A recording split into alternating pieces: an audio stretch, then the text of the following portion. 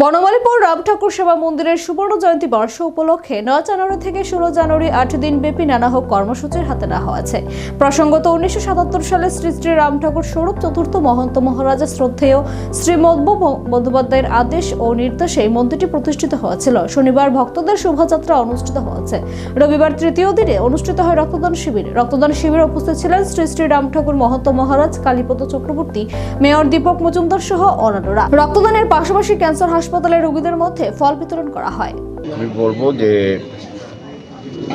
বনমালীপুর রাম ঠাকুর সেবা মন্দির উদ্যোগে সুবর্ণ জয়ন্তী উৎসব উপলক্ষে যথেষ্ট উৎসাহ উদ্দীপনার সঙ্গে এবং শ্রদ্ধার সঙ্গে এই 50 বছর পূর্তি পালন করা হয়েছে এই আশ্রমে। এবং এটা আমি কালকে নিজেও আমাদের যিনি মহারাজ যে কালীপদ সঙ্গে নিয়ে আমরা যখন বেরিয়েছি, হাজার হাজার, এটা আমার দেখার মধ্যে রাম ঠাকুর আশ্রমের প্রথম সমস্ত যে মন্দিরগুলি সারা রাজ্যে সমস্ত লোক অংশগ্রহণ, প্রায় 10,000 উপর লোক হয়েছে। এটা আমার খুব ভালো লেগেছে এবং এটা অত্যন্ত প্রয়োজনীয়। এখন সারা পৃথিবীতে আমাদের প্রতিবেশী রাষ্ট্রেও সনাতন ধর্মকে আক্রমণ করা হচ্ছে। এই জায়গায় মানুষ হিন্দু সনাতন ধর্মকে বাঁচিয়ে রাখার জন্য যেভাবে মানুষ উৎসব মিছিলে সামিল হয়েছে, এটা আমাদের কাছে বিশাল ব্যাপার।